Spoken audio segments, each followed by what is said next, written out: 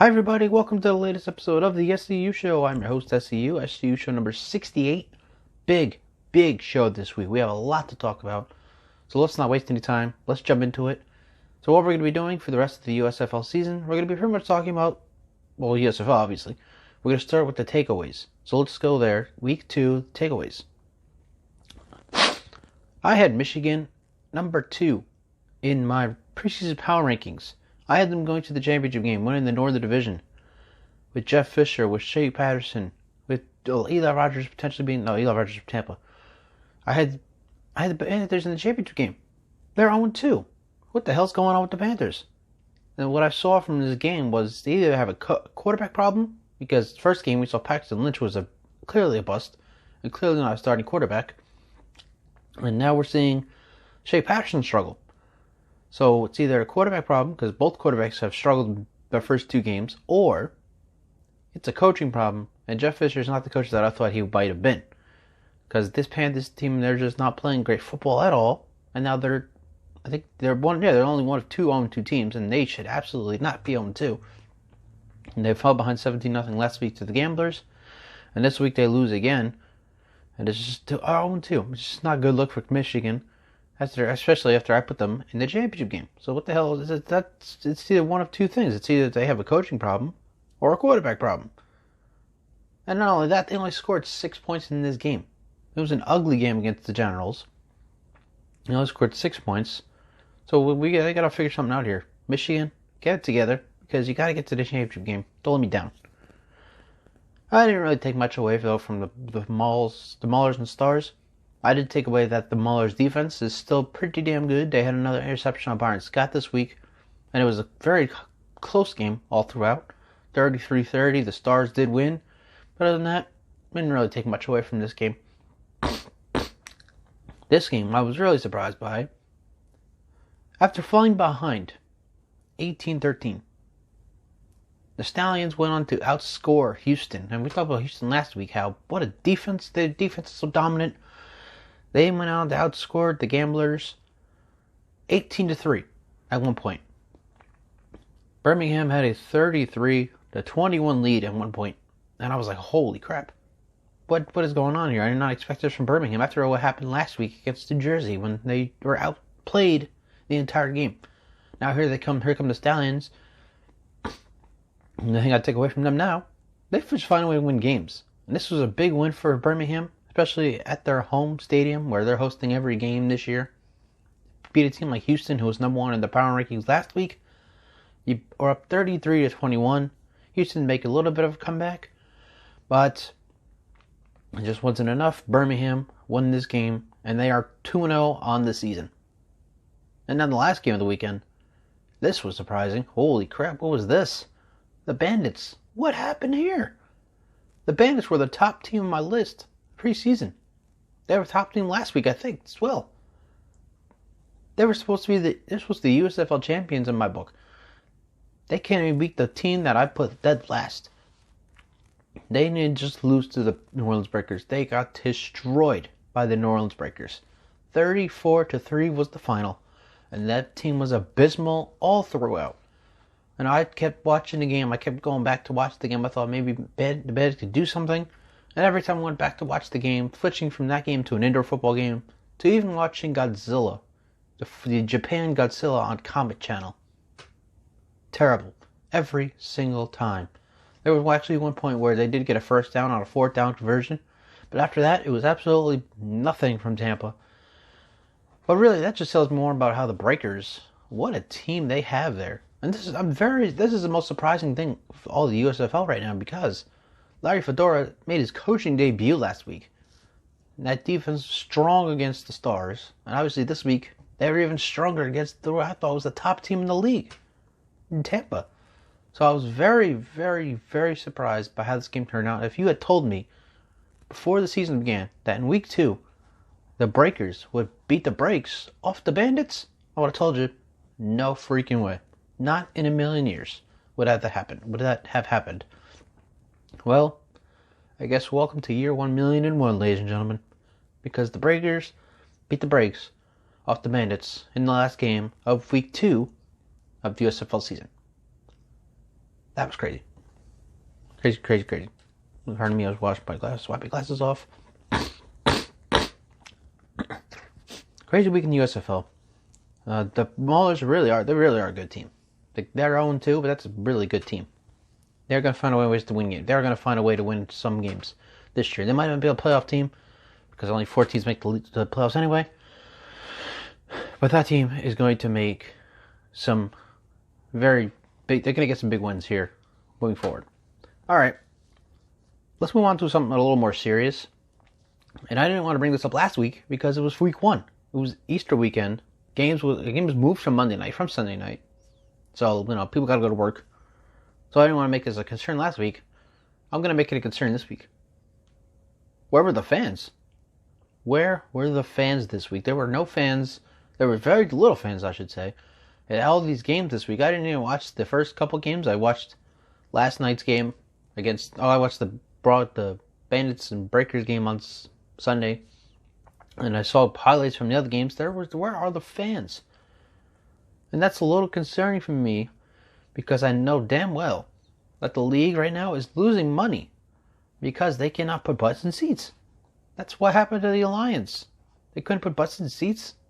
And all that, obviously, everything else, a little more problems than that. But I'm sort of seeing a pattern here. You saw it with the AAF in 2019. You saw it with the XFL in 2020. And now you're kind of seeing it with the USFL in 2022. The attendance, it's not that good. Now, I'm hoping that this is just the year 1 flaw thing because they're playing in Birmingham. Because the Stallions, they're bringing fans in their games. Stallions are bringing fans in. Every other game, there are no fans, and there are little to no fans in these games. I'm hoping when teams go back to their home markets in year 2, that we actually see some fans at stadiums. Now, obviously, we don't know where these teams are going to play their games in 2023, in year 2. But you got to get butts in seats. Because if you don't, USFL, you're just going to be the next spring league that just could not make it work. And that's a little concerning for me. I'm hoping that's not the case with the USFL because I really like what I'm watching. It's very interesting stuff. But again, fans, you have got to get out there. Really do. It's very concerning that we're not seeing fans out there at the stadium in these games. And if we don't see this in year 2, then that's just going to be a way bigger problem for this league and their future. It really is. So we'll see. I guess we'll see. It's only $10 a ticket, people. Come on. I mean, I would buy a $10 ticket and go to Birmingham if I could. Unfortunately, I can't. I hope maybe, potentially, I get to go to Canton, Ohio, for the championship game July 3rd. That's a Sunday. If I'm still at the same job, I will have off Sunday, so I could probably, we'll see what happens. Maybe I'll make it out to Canton. We'll see. It'll be nice. Definitely would be nice. Now this is something else right here. People are gonna love this. Let me tell you that.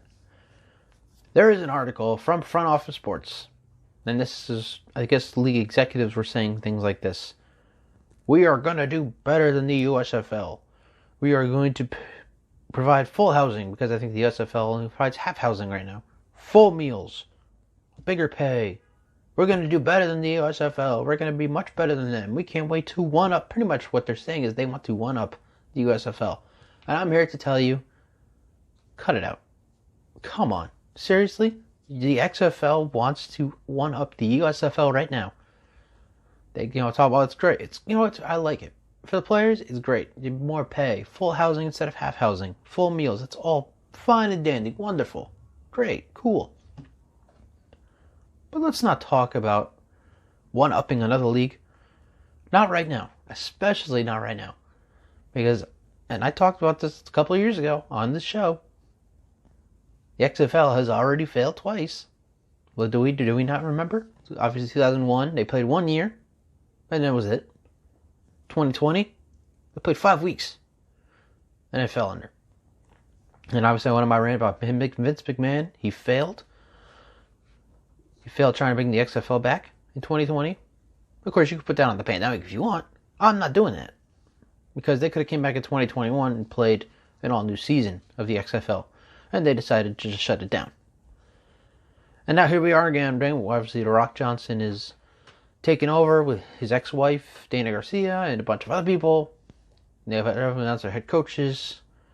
But now executives talking about, we're going to one-up the USFL. We're going to be much better than them. It's going to be so exciting. Can't wait to outdo them. First of all, again, you failed twice to come back. Already. Twice. Not to mention that logo. That's garbage logo. I mean, let me tell you, that is a horrible logo. You could have done much. Should have just kept the one from 2020. Or seriously, that was a great logo. Should have kept that one. So the executives who are talking about, oh, the XFL is going to do so much better. Why don't you worry about actually succeeding first before you start competing with another football league? Because, again, you've already failed twice. If you fail a third time, you're going to look real stupid for talking about one-upping the USFL. Because you couldn't even one-up yourself. How you like them apples? You know, I think it's dumb. I'm not one to brag, really. I'm really not.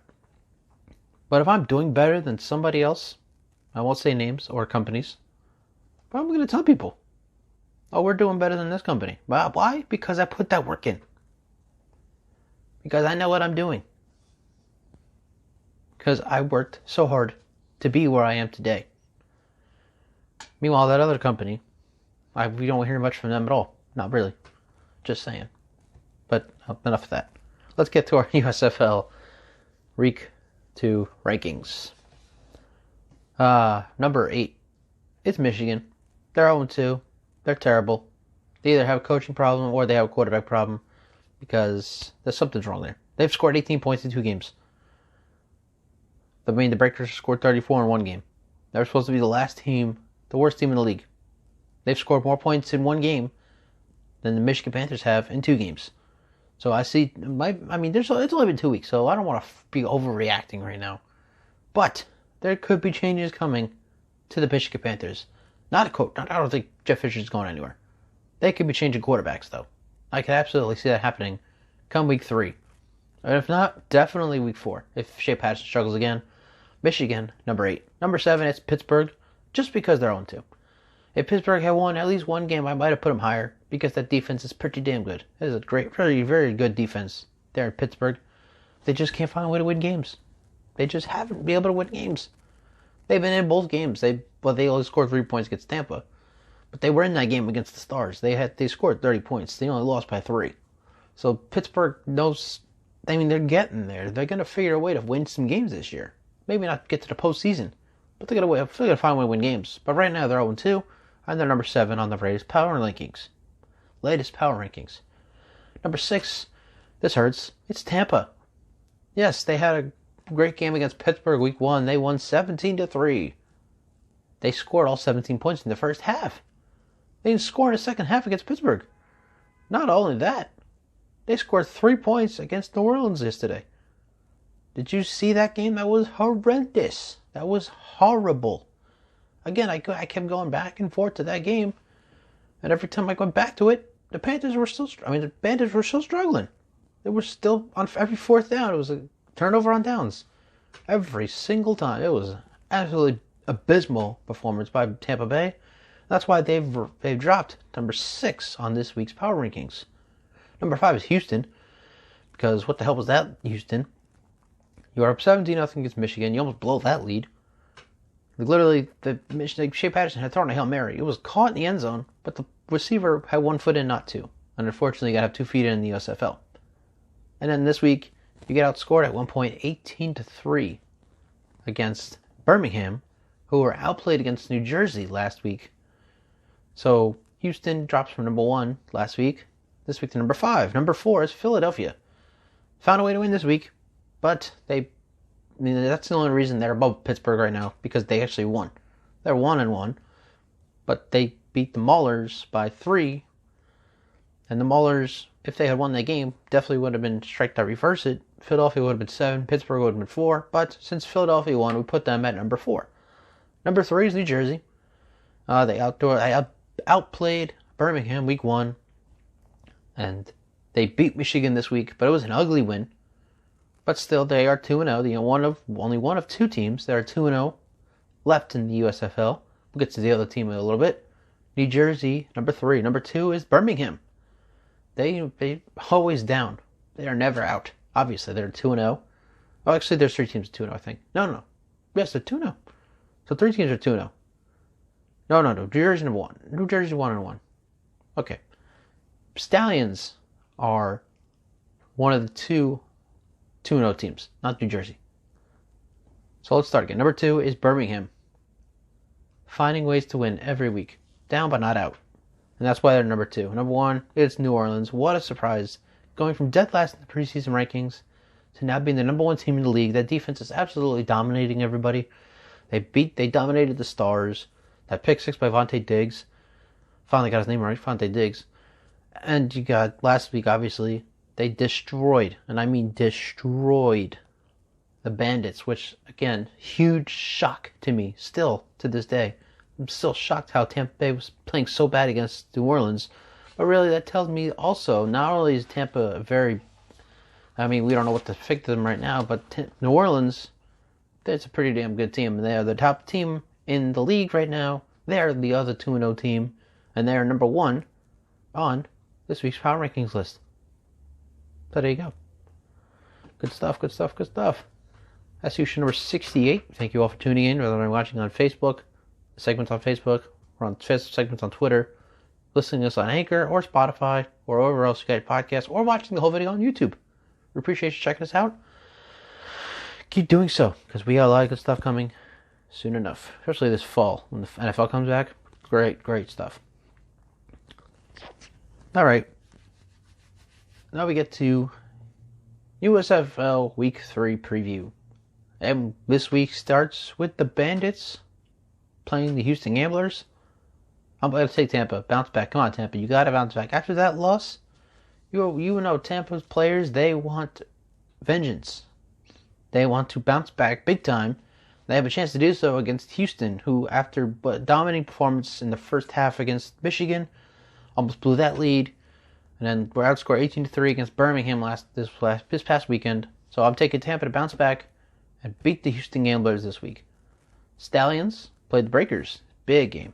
The only 2-0 teams left. Huge. This is obviously the game of the week. But I'll take the Breakers. Birmingham has been down. Yes, they find a way to win. But New Orleans has just dominated their first 2 opponents. And I think New Orleans is going to find their way up to 3-0 by defeating Birmingham. The Ballers host the Panthers. Pittsburgh is going to get their first win, ladies and gentlemen. Pittsburgh, I keep talking about, they play excellent football, especially on defense. They just have not found ways to win. But Michigan, again, we talked about it, they have a quarterback problem or they have a coach problem.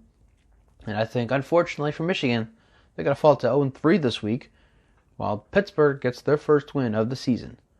And wrapping up Week 3 preview, the Generals and the Stars. Should be a very interesting game. New Jersey has won their first game last week after losing their first game in Week 1. And both games are pretty close. They lost by 6 Week 1. They won by 4 Week 2. Same with the Stars. Stars were in that game against New Orleans. They lost. They were in that game against Pittsburgh, which they won. But I got to go with New Jersey here. Not just because I'm from New Jersey, but, Philadelphia, they're not playing the best football. New Jersey is. They should have won that game against Birmingham.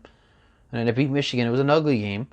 But I think the Generals are just better than the Stars overall. So I'll take New Jersey to beat Philadelphia and get their second win in a row to wrap up Week 3 of the USFL season. There you go. There's your quick Week 3 preview. All right, so we're done with the USFL stuff. Hope you enjoyed that.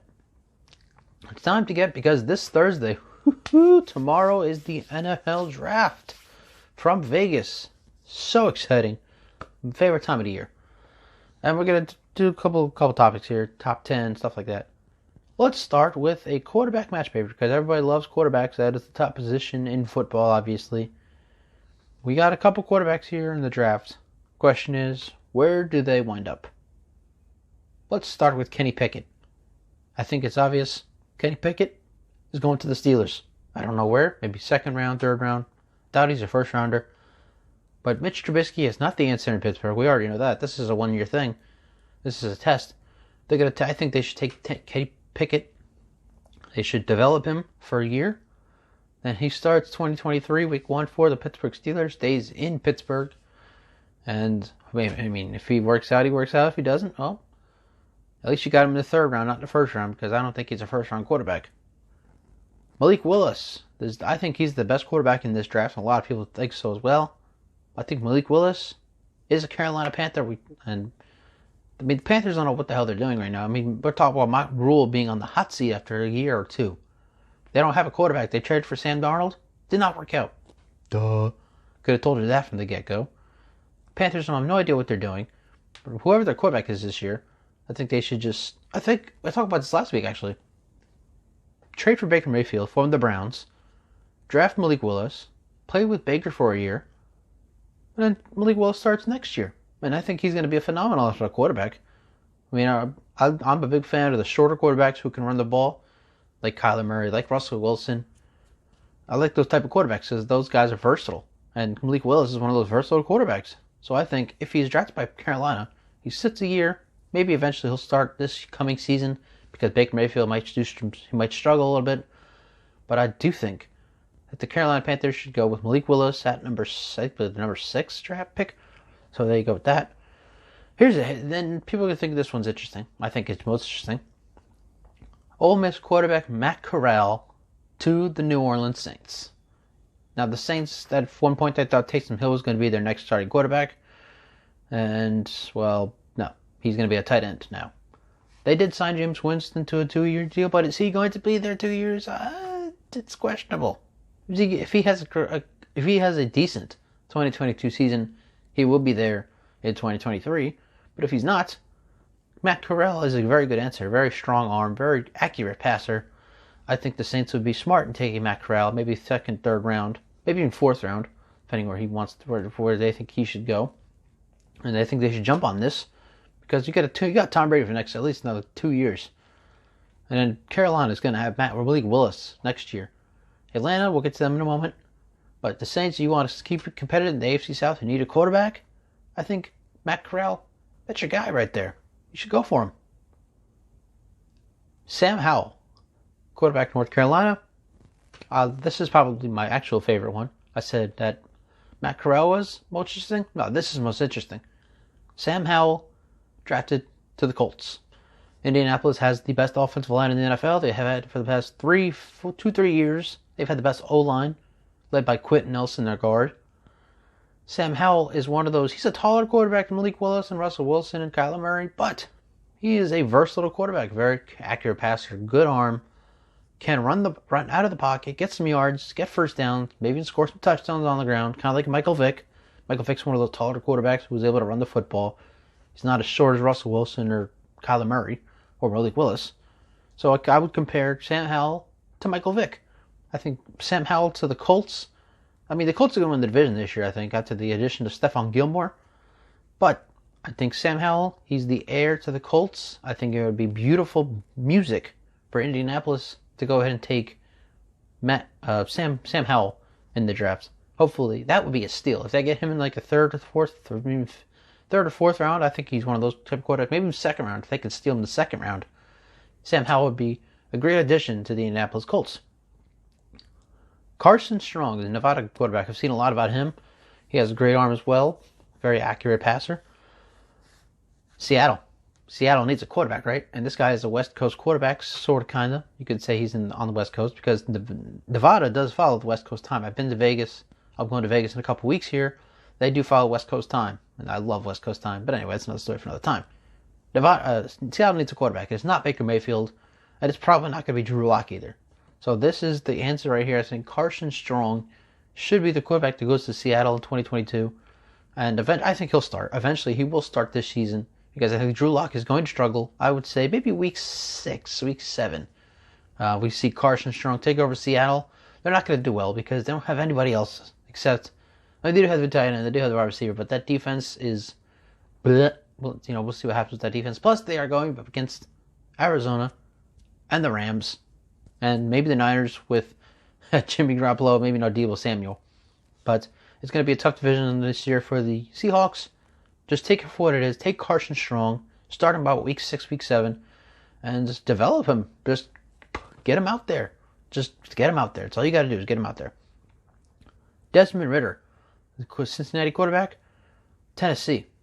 I mean, we've been talking about this for a few years now. Is Ryan Tannehill the answer in Tennessee? How much? Well, it's not even that. I think Ryan Tannehill is a great quarterback, and he's been very well in Tennessee. The question here is, how long is Ryan Tannehill going to be in Tennessee? Is he going to be much longer? Probably not. He's been in the NFL this is going to be his 11th year. He has a couple years left, maybe. He's a great quarterback. He really is. But you got to think about the future now with the Titans. I think Desmond Ridder, I don't know if he'll ever start in the NFL. You probably take him in the 6th round, maybe 5th or 6th round. He's not one of the bigger quarterbacks in the draft. But Titans need to start thinking about their future. And he could even, who knows? He could be a steal. If Ryan Tannehill gets hurt, Desmond Ridder comes in, he shocks everybody. Oh my God, look at Desmond Ridder. Who knows? But I think Tennessee needs to start thinking about their future quarterback. And they should start at Desmond Ridder, at least for this year. Maybe next year you get somebody better. Maybe tank for another quarterback. I don't think Tennessee's going to do that. They have Derrick Henry. But I think maybe you trade up next year's draft and get a better quarterback. But for this year, I think you see what happens with Desmond Ridder. See if he can take over for Ryan Tannehill when Tannehill decides his time is up.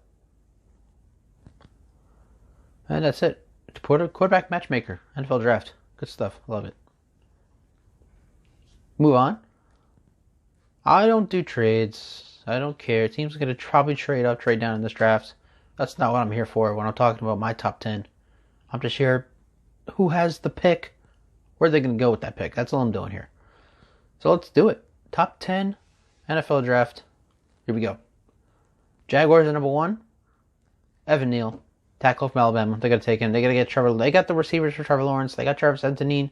He's coming back from his ACL tear last year. They need to protect Trevor Lawrence. And Evan Neal is where they start. The Lions, I think it's obvious. Aiden Hutchinson from Michigan. Detroit, Michigan guy, obviously. He'll stay home pretty much. They need to spice up that defense because Jared Goff can do something. They did get DJ Chark from the Jaguars. He is now the Lions' number 1 receiver. Hopefully he'll be a better number 1 receiver than anything we've seen so far from the Lions with Jared Goff. And I think they need to spice up that defense. Defense wins championships. Offense might win games, but defense wins championships. And I'm not saying Detroit's going to win a championship anytime soon, but the starting place, if you want to win a championship in Detroit, you go with defense, and you go with Aiden Hutchinson, I think he's the top overall player in the draft. So I think they go there. The Texans, Houston Texans, they're going with David Mills, quarterback. Don't know who the receivers. I think they signed. I don't remember who they signed. Brandon Cooks, I think, was re-signed to a 2-year deal. They're going to go Kyle Hamilton, the safety from Notre Dame. Again, got to spice up that defense if you're Houston. The Jets, they need receivers. I mean, they had Corey, what was the guy from Tennessee? Corey something. I forget his last name. But anyway, 4th or 5th overall pick. I forget his name. Corey something. I know that much. Trayvon Burks. I saw his combine. I was blown away by his combine. He has such an amazing NFL scouting combine. I think the Jets will take Trayvon Burks, the wide receiver from Arkansas, at number 4. And hopefully, him and Elijah Moore, that chemistry will be nice. Zach Wilson, big 3 there in New York, because it's not the G-Men, which we'll get to in a moment. Trayvon Burks makes a lot of sense for the Jets at number 4. Speaking of the G-Men, go to number 5. They also take a receiver. I think they take Drake London out of USC. I mean, we don't know what the hell's going to happen with Daniil. My friends like to call him Daniil Pennies. We don't know what's going to happen with Daniel Jones. But right now, he just needs some help at receiver. They paid Kenny Golladay big money. 0 touchdowns. They drafted Tony last year in the 1st round out of Florida. 0 touchdowns. Let's see if Drake London will work for the Giants. Maybe he'll get some actual touch. He'll be the first rookie in who knows how long to actually score a touchdown in the NFL's rookie season. Probably OBJ. Probably the last guy to do that, right?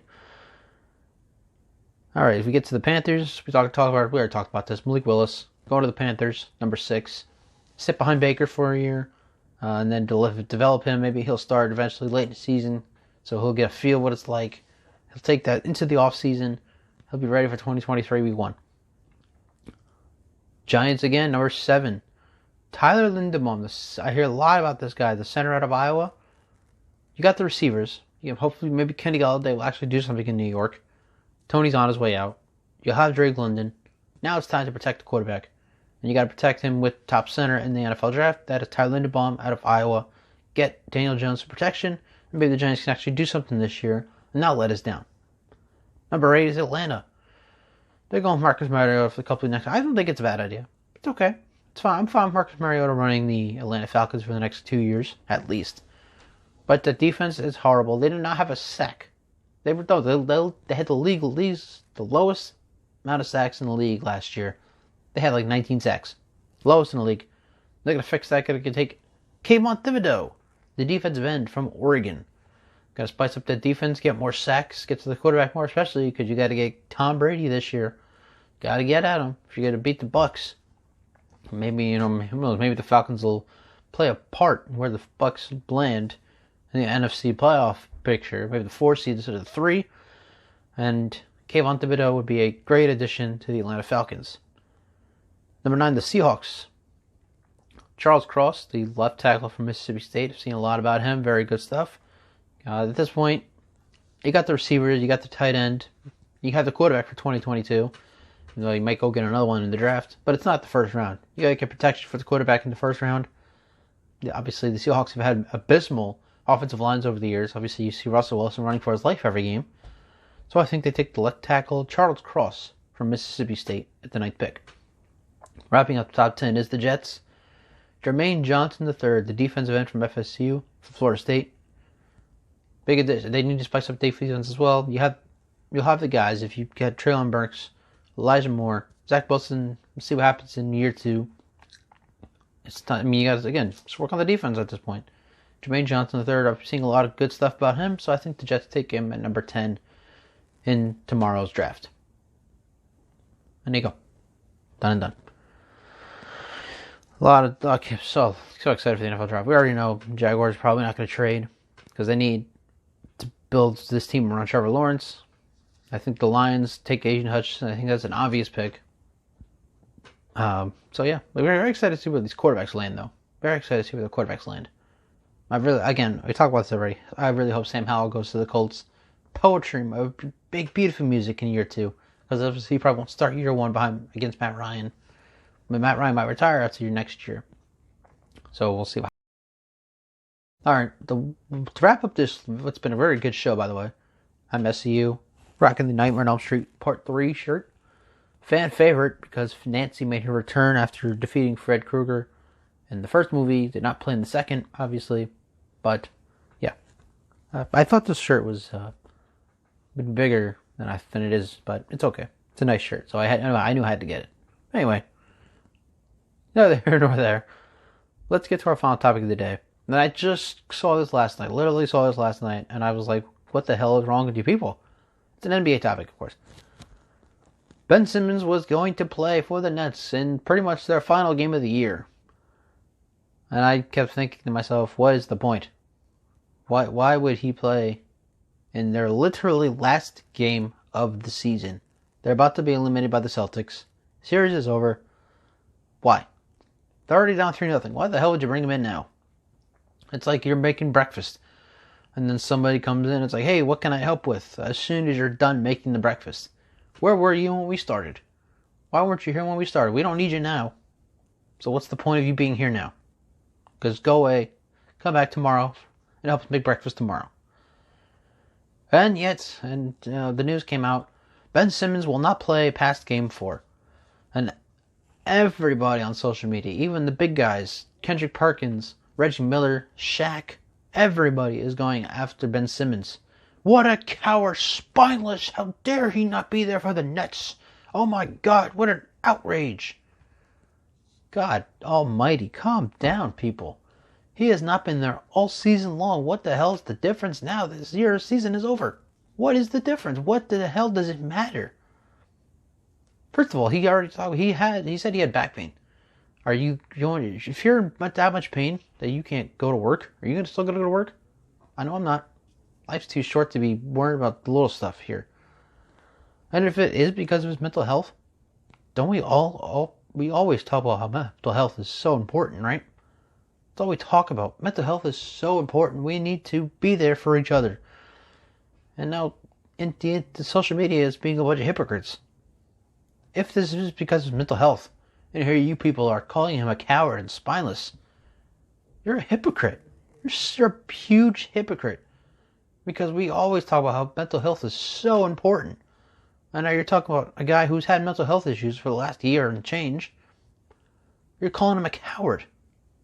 Makes you look like an idiot. Not him. I'm with Ben Simmons. I don't understand why the Nets think they thought he should have played in Game 4 in the first place. There was no reason for him to be coming in at the end of the season. Absolutely zero reason. I support that he's not going to play probably all this season. I support it. And if it is because of his mental health instead of the back issues, all I got to say about that is, Mr. Ben Simmons, you better be ready for next season. Because obviously, if he didn't have you all season long, you're not going to play it all this season because of mental health, because of health issues, whatever. You better be ready, though, my man. Better be ready to play. And I talked about this in my Inside the Arena group. Quentin Smalls brought this up. You better be ready to play at least 72 games next year. 72, 75 games next year. Because I know you are technically still a superstar, so you will have some nights off. But you better be ready to play at least 72 games next year. Get your mental health right this off season. Get your body in shape this season. Get your shooting up this season. Because everybody knows how bad you are at the three-point line. But that's another story for another time. But to everybody calling him a coward, because this man is dealing with mental health issues, you are a hypocrite. And frankly, you are a loser for calling him a coward. Shame, shame, shame. I stand with Ben Simmons. I do. I stand with Ben Simmons. If it is because of the mental health, be ready next year. Be ready to come out, make breakfast tomorrow morning. All right, I'm done. Great show, everybody. Thanks for listening and thanks for watching. This has been episode number 68 of the SCU Show.